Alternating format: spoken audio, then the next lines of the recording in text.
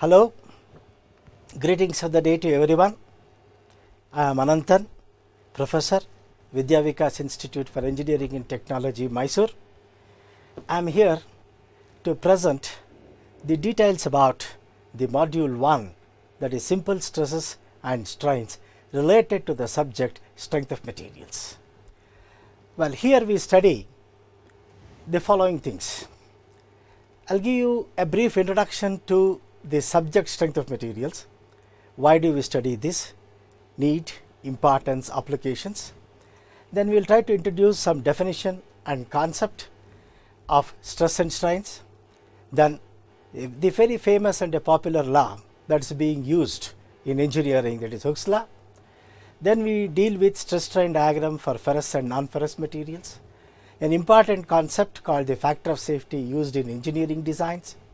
Then we study elongation of tapering bars of circular and rectangular cross sections, further elongation due to sulfate, and we introduce an important principle, what is called the Saint-Venant's principle. Then we study about compound bars, temperature stresses, compound sections subjected to temperature stresses, then state of simple shear, and we close this module by deriving the relationship between the elastic constants. So, with this I will start with the first topic for the day, that is introduction. See, in civil engineering structures, we frequently encounter structural elements such as tie members, cables, beams, columns and struts subjected to external actions called forces or loads. These elements have to be designed such that they have adequate strength, stiffness and stability. I repeat, the elements have to be designed such that they have adequate strength, stiffness and stability. Now, let us try to define these words. The strength. See, the strength of a structural component is its ability to withstand applied forces without failure. Please particularly pay attention to the words that I have highlighted in blue. The strength of a structural component is its ability to withstand applied forces without failure. This depends upon the sectional dimensions and material characteristics. For example, a steel rod can resist an applied tensile force more than an aluminum rod with similar diameter. So, here the sectional dimensions are same, but the material characteristics are different. Therefore, we say that a steel rod can resist an applied tensile force more than an aluminum rod with similar diameter. That means we can make one formal conclusion like, larger the sectional dimensions or stronger is the material, greater will be the force carrying capacity. So, in case you need to support larger loads, then either you have to increase the sectional dimensions or you have to go in for stronger materials. Then what is stiffness? Stiffness influences the deformation as a consequence of stretching, shortening, bending, sliding, buckling, twisting and warping. See, the deformation can take place because of various parameters like various phenomena like stretching, or could be shortening, or bending, or sliding, or buckling, twisting and warping, and it could also happen in the form of combinations. See, such deformations also depend upon section dimensions, length and material characteristics. For instance, a steel rod undergoes less of stretching than an aluminum rod with similar diameter and subjected to same tensile force. Now, let us look at some of the pictures. For example, in this case, this is a cable. A weight is suspended by two cables. This causes stretching of the cables. It is easy to see that if you go on increasing the weight, the stretching increases, and at some point of time the cable may break. Cables are in a state of axial tension. Well, at this stage I would like to demonstrate a very simple thing. Look, this is a chalk I am taking. Now I will consider this and I will try to apply the tension. It has not failed. I go on increasing it, see, it failed. That means what is the maximum load or what is the maximum tension that this piece can carry depends upon its material characteristics and its sectional dimensions. Now let us look at another case, a case of a 3-member truss subjected to some joint load. The inclined members undergo shortening, that is, they try to get reduction in length, and stretching will be induced in the horizontal member. Inclined members are in axial compression and horizontal member is in axial tension. Now look at this. Suppose I take the same chalk again and I try to apply compression, I won't be able to crush it because the force that I am going to apply is very less. But the same thing I will keep it like this, then I will be putting it like this and I apply larger compressive force. See what happened, the material crushed. In the first case, the material was broken into 2 pieces when it was subjected to tension. Now in this case, when the material is subjected to compression, because of shortening and other things, material got crushed. Now look at this assembly. This is one plate, this is another plate. The 2 plates are originally joined together by means of a bolt and nut system. Now we are trying to apply a load like this and we try to apply a load like this. One force is applied like this, another force is applied like this. If you go on increasing the force, it may so happen that this bolt will fail like this. So the case below, I am having 3 plates, 1, 2, 3, connected by means of one bolt. 2 forces are applied like this, one being pulled like this. Because of this, it is possible that the bolt can fail here and here. A single bolt in the first case can be broken into 2 pieces, whereas in the second case it may be broken into 3 pieces. In this case, what is happening? Bolt connecting the plate is subjected to sliding along the failure plane. Shearing forces are induced in the bolt. Well, which again I will demonstrate it like this. See, I will take it like this, right? Now I am not applying tension like this. I am not pulling like this, I am not pulling like this. Instead, I try to move my hands horizontally. See, it failed. Look how many pieces it became, 3 pieces. This is what is called sliding failure, and this is introduced mainly because of the shearing forces. Now this is a very good example to demonstrate the bending deformation. This is a cantilever beam, and here we are having a concentrated load. Because of this, the beam is going to bend like this. Cantilever beam subjected to bending due to transverse load. If you carefully look at this, this results in shortening in the bottom half of the beam. You take the bottom half of the beam, it results in shortening of the fibers, whereas in the upper half of the beam it will be subjected to stretching. So what we say is that the beam experiences both shortening as well as stretching. Well, if you go on increasing this, what is going to happen? Now look at this. Same chalk I will take, right? I will try to apply a moment like this, or the same thing, this is a cantilever. Now I am trying to apply a force like this. Well, this again broke into 2 pieces. That's because of the bending that is going to take place. Another one is the cantilever beam subjected to twisting and warping. This is due to torsional moments. We can clearly see how the beam, the angle section which was originally straight, has now become curved like this, has twisted like this, or we say it is subjected to twisting as well as warping. Well, which I will show by means of another simple demonstration. Now what I will do it is, I will hold it like this.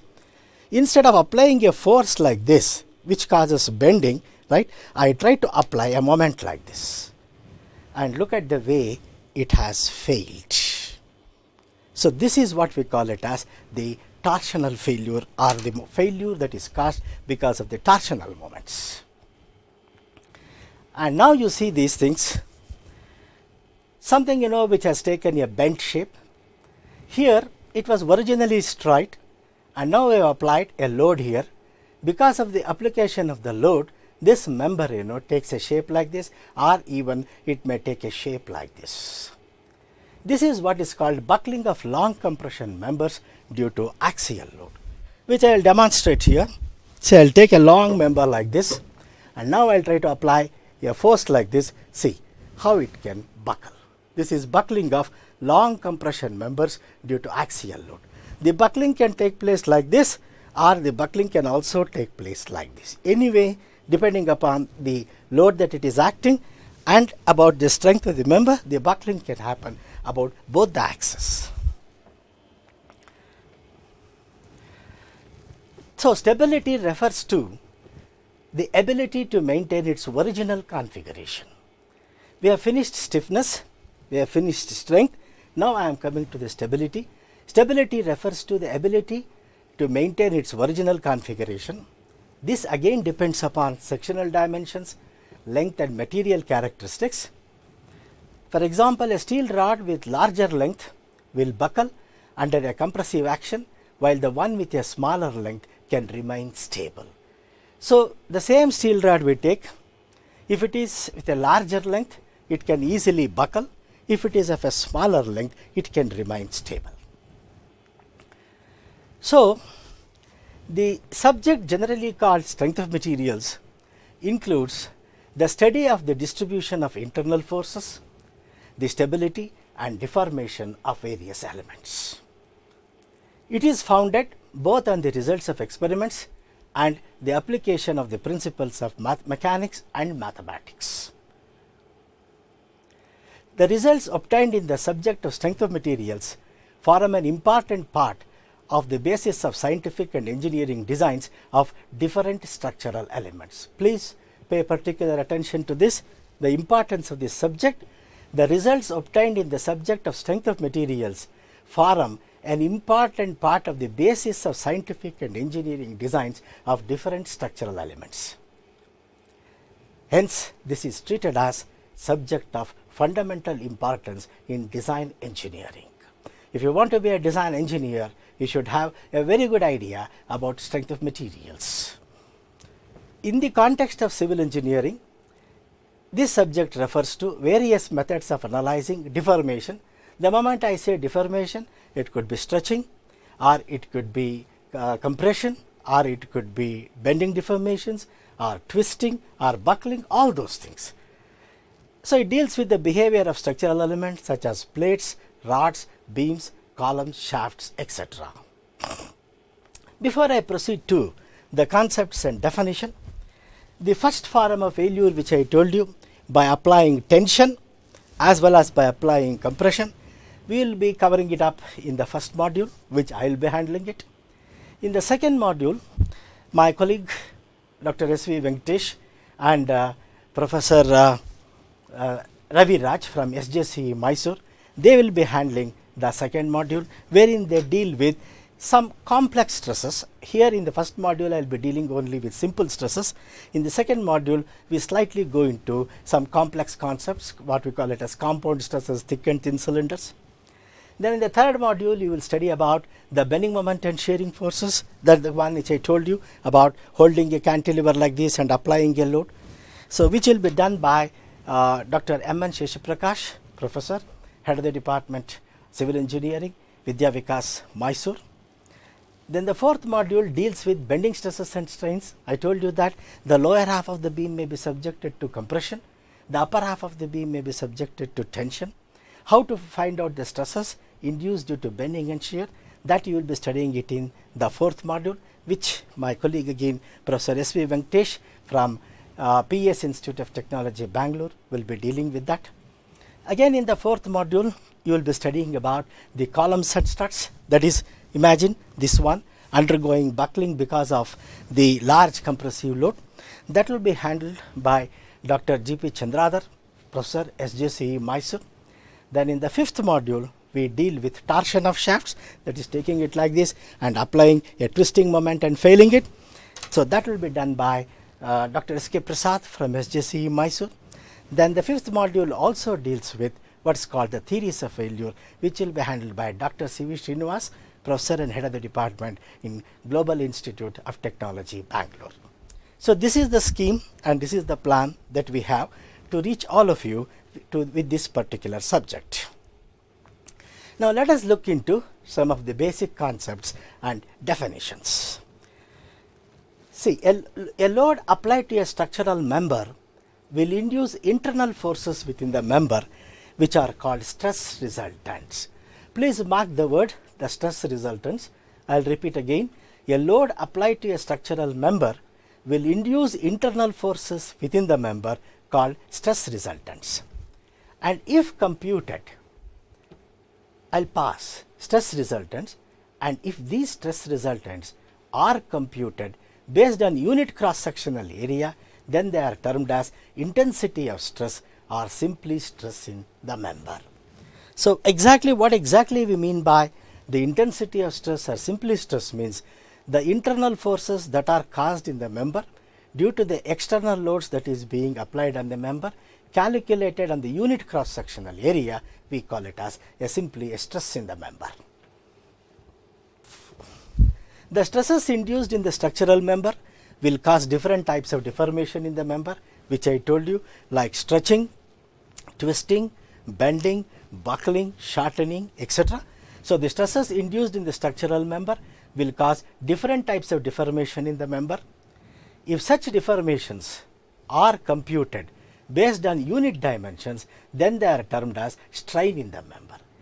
Internal stresses computed on unit cross-sectional area, internal forces computed based on the unit cross-sectional area, we call them as stress. Deformations computed based on unit dimensions, we call them as strains. So the stresses and strains that develop within a structural member must be calculated in order to assess strength, deformation, or it is also called stiffness and stability.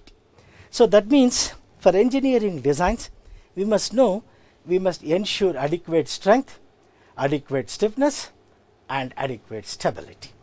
In order to ensure that engineering designs satisfy all these three adequate requirements or adequacy with respect to all the three requirements, we need to compute the stresses and strains and monitor them and say whether they have adequate strength, deformations, and stability. This requires a complete description of the geometry, the constraints, the applied loads, and the material properties of the member. Geometry refers to length and cross-sectional dimensions. Constraints refer to the boundary conditions, whether it is hinged or whether it is fixed or whether it is simply supported. Then the applied loads, whether it is a concentrated load or a uniformly distributed load, or whether it is subjected to any twisting moments or directly moments, and the material properties of the member. So basically in strength of materials, we concentrate on how to establish the material properties. Generally the material properties we try to determine it through experiments.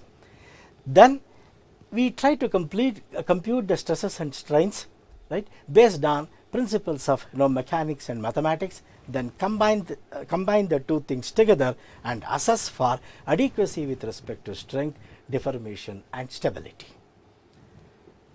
The calculated stresses will then be compared to some measure of the strength of the material, which is established through experiments. The calculated deformations in the member may be compared with respect to limiting criteria. This is established, which is based on experience. We say that for this member to function properly, the deformation should not exceed 1 mm, or the deformation should not exceed 0.3 mm. Like this, we are going to fix up a limiting criteria, and that is mainly based on the experience. The strength of the material is established through experiments. So here we have scientific principles coupled with experiments, coupled with experience. Then the calculated buckling load of the member may be compared with the applied load, and the safety of the member can be assessed. So this is how we establish adequacy with respect to strength, adequacy with respect to deformation, adequacy with respect to stability. All these aspects you will be studying in various modules that are spread out in this particular chapter. Well, it is generally accepted that analytical methods coupled with experimental observations can provide solution to problems in engineering with a fair degree of accuracy. This is where we slightly take a different approach as engineering approach. We do not completely deal with analytical methods only. We use some analytical methods and we couple them with certain experimental observations so that we can solve the problems in engineering with an acceptable or a fair degree of accuracy. Design solutions are worked out by a proper analysis of deformation of bodies subjected to surface and body forces along with material properties established through experimental investigations. So these are the basic concepts that we are going to have, are basic concepts on which this subject, strength of materials, is founded. Number one, it is based on the concept of stress which I have defined, based on the concept of strain which I have defined. Then the material properties we are going to establish based on some experiments. Next, limiting deformations, we are going to fix it based upon experience. So combining all these things, principles of mechanics, principles of mathematics, then experimental observations, experience, everything put together, we arrive at a design solution, and that forms the crux of the subject matter of the subject strength of materials. Well, let me go to the next concept, that is what is called the simple stress. We will try to define them. See, for example, here in figure A, I have shown a bar which is suspended from top and it is subjected to a load P. Now let me take a section XX and consider the equilibrium of the lower portion of the bar. Now because a force P is acting, to keep this particular portion in equilibrium, an opposite force must be acting, and this force will be distributed across the cross sections. The resultant of this is what is called the stress. The resultant of this is what we call it as the stress resultant. This will be equal to the applied force.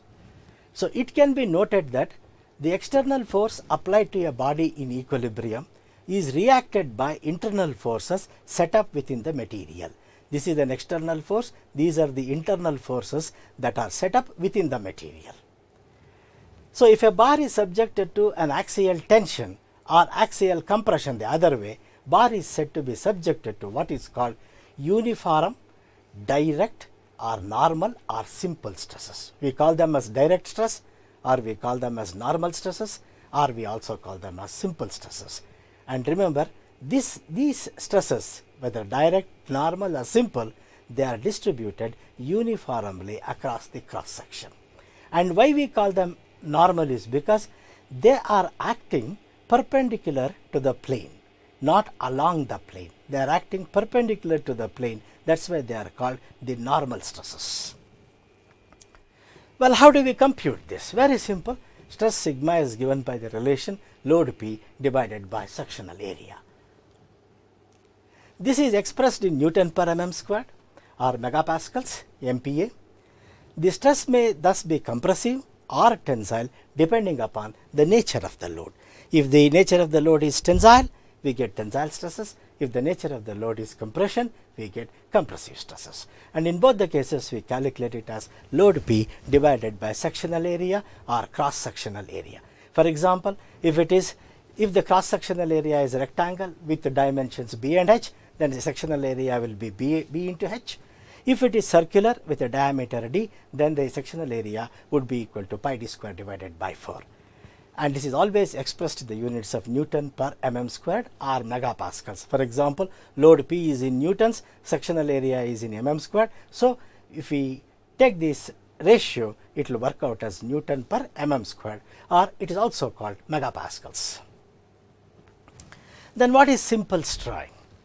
We will take a bar like this and we will subject it to a force P. You find that the length L, right, has now increased by an amount equal to delta L. That means the new length would be L plus delta L.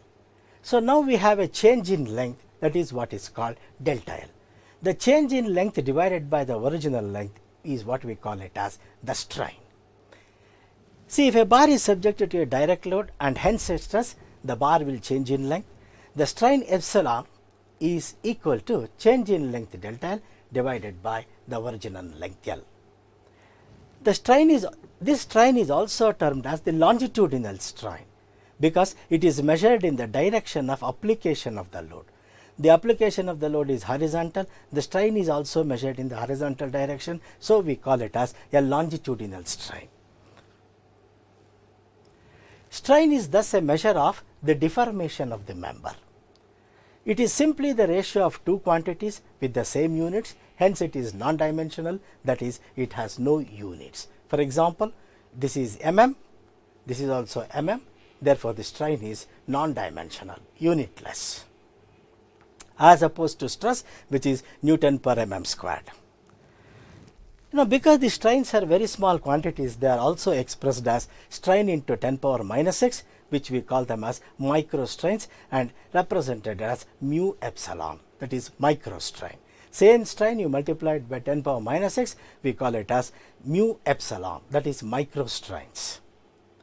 Strain is also expressed as a percentage. For example, this epsilon can be expressed as a percentage, that is delta L by 100. So we call it as, this is the percentage strain. So these are all some ways and means by which we try to represent this strain simply as a non-dimensional quantity, as a ratio between change in length to original length, or multiply the same quantity by 10 power minus 6 and call it as so many microstrains, or multiply it by 100 and express it as a percentage. Now we will come to an important law, what's called the elastic limit and the Hooke's law. In fact, this has formed the basis for the development of this particular subject, that is Hooke's law, and it is nearly 400 years old, still working good. See, a structural member is said to be within elastic limit. Now I am introducing a word, elastic limit. A little later I will try to explain what is it. First we will go through this. A structural member is said to be within elastic limit if it returns to its original dimensions when the load is removed.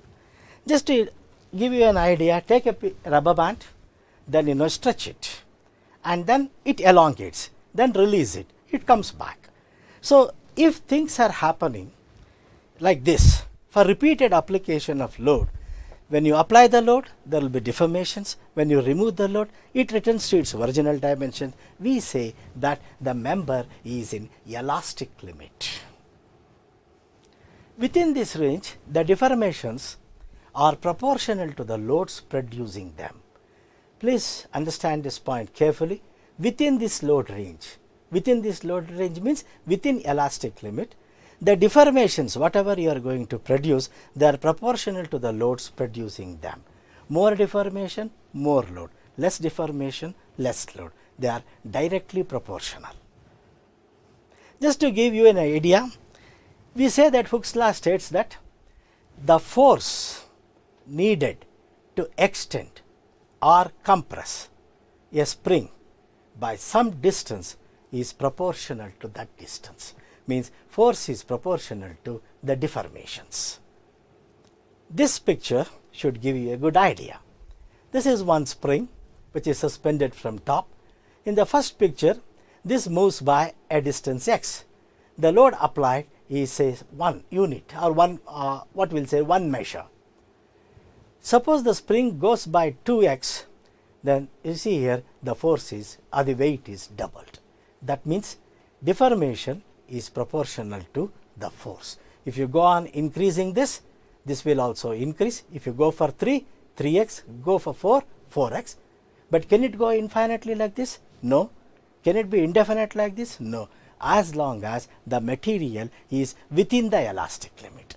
If the material is within the elastic limit, suppose I remove these weights, then what is it going to happen? It will come back to its original length. So, this is what is called the elastic limit. So, this states that the force needed to extend or compress a spring by some distance is proportional to that distance. This was the first form of Hooke's law that was proposed way back in the year some 1679 kind of a thing.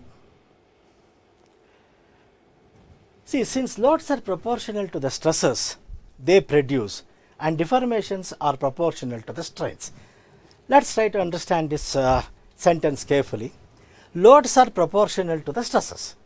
Means if for a given cross sectional area, if you increase the loads, stresses will increase. If you decrease the loads, stresses will decrease. So, loads are proportional to the stresses and deformations are proportional to the strains. Means if deformation is more, strain is more. If deformation is less, strain is less. So, they are all proportional to each other. Because of this and because of Hooke's law, we say that it also implies that stress is proportional to strain within the elastic limit. Almost this particular concept paved the way for design engineering, I can say. Within the elastic limit, we say stress is proportional to strain. Beyond the elastic limit, stress is no longer proportional to the strain. But for most of our engineering designs and other things, we want our components to be loaded within the elastic limit only. So, this simplifying assumption is very valid and very useful in design engineering, and this made people to think in terms of coming up with some simple analytical methods by which strength, stiffness and stability can be ensured. So, we say that stress sigma is proportional to the strain epsilon, or stress by strain is a constant. Now, we define, having defined the Hooke's law, we try to define this particular constant, and that is what is called the modulus of elasticity, or it is also called Young's modulus.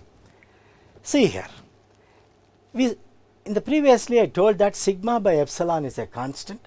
This constant, I will represent it by means of E. So, E is equal to sigma by epsilon. Well, what is sigma? It is load divided by area. So, sigma is P divided by A. What is epsilon? It is delta L divided by L. So, L goes to the numerator. So, E is equal to P by A into L by delta L. Very simply you can derive it. For sigma you put P by A, for epsilon you put delta L divided by L, L goes to the numerator. So, we will have PL divided by A into delta L.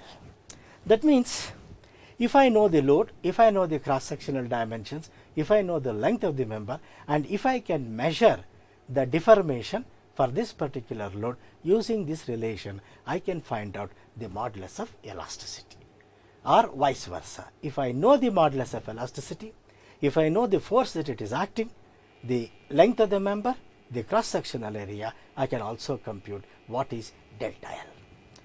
So, how do we establish this material constant, that is modulus of elasticity? This is determined by conducting tension or compression test on specimens in the laboratory. So, for a particular material, we establish E through experiments, then use this particular relation and either try to limit delta L or limit load, or think of a cross sectional area to support this particular load, or think of a cross sectional area, or think of a length which will limit the deformation to certain limits.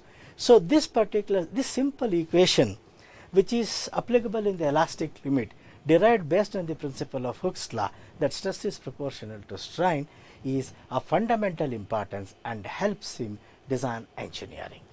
And remember, the E is mainly determined by conducting experiments in the laboratory. Either you can conduct a tension test or you can conduct a compression test. For example, we conduct tension tests on ferrous materials, for example, mild steel and others.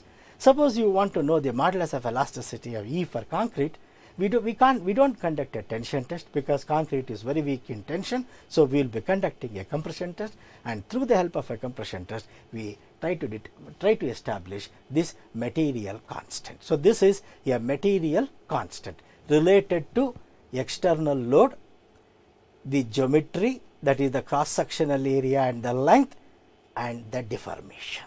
So, this is the intricate relationship that we have in this. Now, let us go for the tension test. See, in this test, a circular bar of uniform cross section is subjected to a gradually increasing tensile load until failure occurs. I will repeat, in this test, a circular bar of uniform cross section is subjected to a gradually increasing tensile load until failure occurs. Next, what we do it is, we make measurements of the change in length of a selected gauge length of the bar. So, these measurements are recorded throughout the loading operation by means of extensometers. That is, we mark certain gauge length, and at various loading stages, we try to find out the change in length and we try to record them. And the change in length is measured with the help of what we call it as extensometers. Then we plot a graph of load against extension or stress against strain. So, either you can directly do P versus delta L, or you can calculate stress, that is P by A, delta L by L, that is strain. So, this is in essence the procedure that is done for conducting the tension test. First, remember, it is a gradually increasing tensile load. Then we record the change in length using extensometers at various loading stages. At each stage, we calculate the load extension that is recorded, or we calculate the stress and the strain. Stress is nothing but load divided by area, strain is nothing but change in length divided by original length, and then we are going to plot a graph. See, this is how it appears. The test is usually conducted in a machine called the universal testing machine. This is where the specimen is kept, and then you will have one fixed one base, and then you will have a moving arm. So, in this case, it will be moving up, means this specimen will be subjected to a tension like this. A close-up view of the specimen. See, this is how you are having a specimen. Intentionally, at the ends, they have larger cross-sectional dimensions, mainly to see that they do not crush in this particular portion. Then you see two distinct marks here. This is what is called the gauge length. Now, if you go on increasing the force, this is how the material expands, and near failure, this is what we call it as formation of a neck or a necking process. See, this is now this was the original length, this is the change in length, and this is what we call it as the total deformation or the plastic deformation. This is not in the elastic limit. Now, we find out what is the change in length. Correspondingly, whenever there is a change in length, there is a reduction in diameter and all. So, we use all these measurements, and once we plot load or stress or deformation or strain, you are going to get a diagram like this. Well, in this diagram, we have very salient points. First, the point that is marked A is what is called the proportional limit. Well, what do you mean by a proportional limit? That is, at this particular, till this particular stage, you are loading it and it goes up to this. Anywhere along this line, right, if you are going to unload it, it comes back. And one more thing, why we call it as proportional limit is, in this particular stage, stress is proportional to strain. That is why we call it as a proportional limit. Now, there is a point B slightly ahead of this. Instead of linear, you see some non-linear portion in this. This B is what is called the elastic limit. See, between A and B, it may not be proportional, means the stress is not directly proportional. In fact, the proportionality changes with respect to the application of the load. Whereas, from O to A, it is directly proportional. A to B, it is not proportional. Or we say O to A is linearly proportional. A to B is not linearly proportional. Some non-linearity is there, but it is still in the elastic limit. What I mean is, at point B, if you unload, if you remove the load, it simply comes back along this line. So means loading and unloading process, the stress strain diagram, it is similar. So we say that the material is within the elastic limit. Next, directly above B, you have a point what is called the upper yield point. Means at this particular stage, the material has yielded. Now we have another point what is called D, just below this, right? Here, the point D is what is called the lower yield point. Well, these are some of the very sophisticated experiments. If you perform, you will be able to get all these things. But for most of our engineering purposes, we assume that A and B are coinciding. Means we do not really distinguish much between proportional limit and elastic limit. So A and B we try to coincide. Then we do not again distinguish between upper yield and the lower yield, and we call this as the yield zone. So that means this is what we call it as elastic zone, and this is where it is yield zone. Then after D, what's going to happen is strain hardening phenomenon will take place. You find that load is increasing, correspondingly the strains are also increasing. Here load is also increasing, strain is also increasing, but they are linearly proportional. Here you find that the increase in load from D to E is a very small quantity, but see the amount of large strain that the material undergoes. That means stress is not proportional to strain in this region. This point E is what is called the ultimate strength point. Means this is the maximum stress that the material, or the maximum load that the material can take. At this particular point, the formation of a necking will take place, and it comes down, and eventually it fails at F, and that is what is called the fracture strength. So that means what are the various points? We have what is called proportional limit, elastic limit, but for all our engineering applications, we assume the proportional limit and elastic limit to be coinciding. Then we have some upper yield and the lower yield, but we really do not distinguish them. We call them as one yield point, that is C and D. We assume it to be coinciding. Then we have a point E, this is the ultimate. Then we have another point F, and that is what is called the fracture strength. Basically, if you look at this, what are interesting or what are really necessary for our engineering applications? Elastic limit, this is very much required.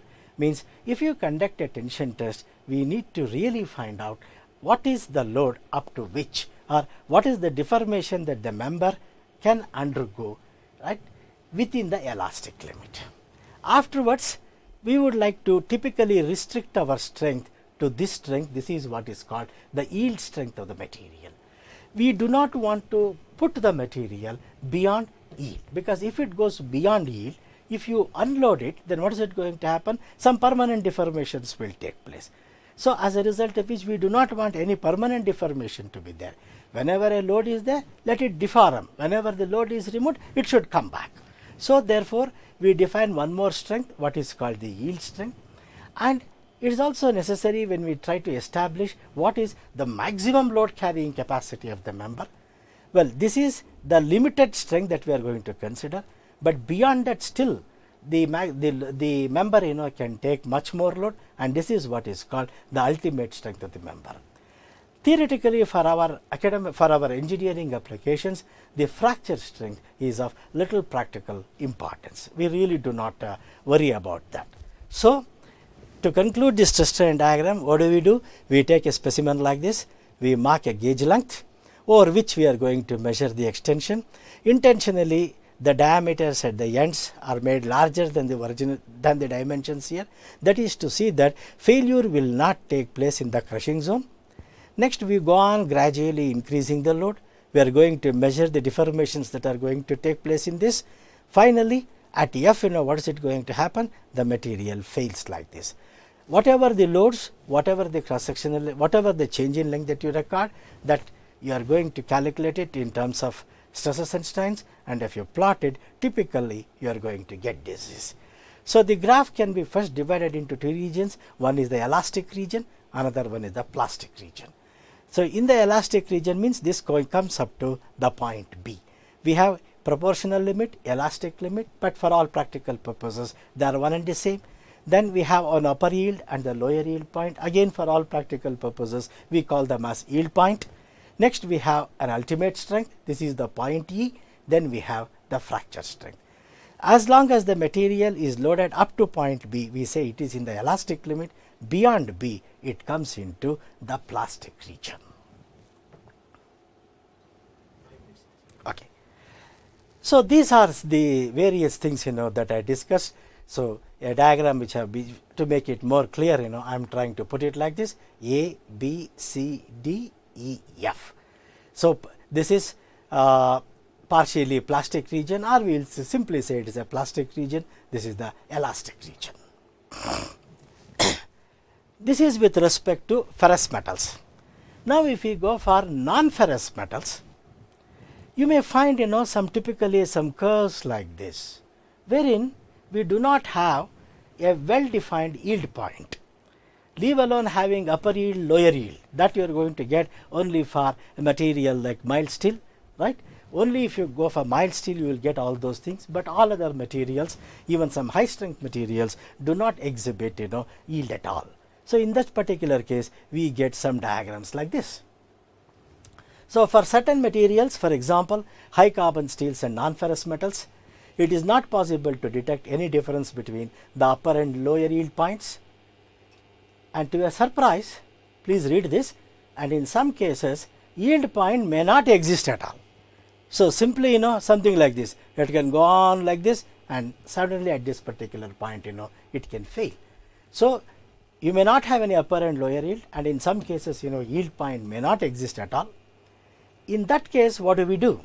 In such cases we use a concept what is called proof stress, and this is used to indicate the onset of plastic strain. We take the 0.1% proof stress, for example, is that stress which when removed produces a permanent strain of 0.1% of the original gauge length. Look at this. Suppose I am having the stress strain curve like this. At this particular point of loading, right, I unload the specimen, then it will not come along this particular line. It will come along this line. This is loading curve. This would be the unloading curve. So once completely the load is removed, it will not reach the point O, but it will go to some other point, and this is found to be about 0.1% of strain. That means the 0.1% proof stress, the stress corresponding to this point, which at this point if you unload it, it produces a permanent strain of 0.1% of the original gauge length. We consider this stress itself as the yield stress. So that means in certain materials you can have well defined yield strength, in certain materials you will not have a well defined yield strength. In such materials where you do not have well defined yield strength, we use the concept of proof stress. And how do you develop the concept of proof stress? It is 0.1% proof stress. That is, construct the stress strain diagram and find out that particular load at which if you start unloading it, it comes back and gives you a permanent strain of about 0.1% of the gauge length. So that means how do you determine it in a laboratory? First simply conduct the test, then along this axis you mark 0.1% of the gauge length, then draw a line parallel to this initial line. Wherever it cuts the stress strain curve, take that particular point, draw a horizontal, and this stress corresponds to the 0.1% proof stress or yield stress in materials which do not have well defined yield point.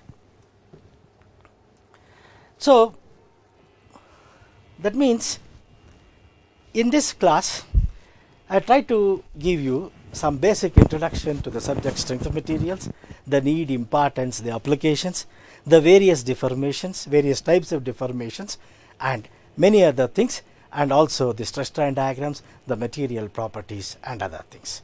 So thank you very much for hearing this. In the next class I will continue with the further concepts in module 1. Thank you.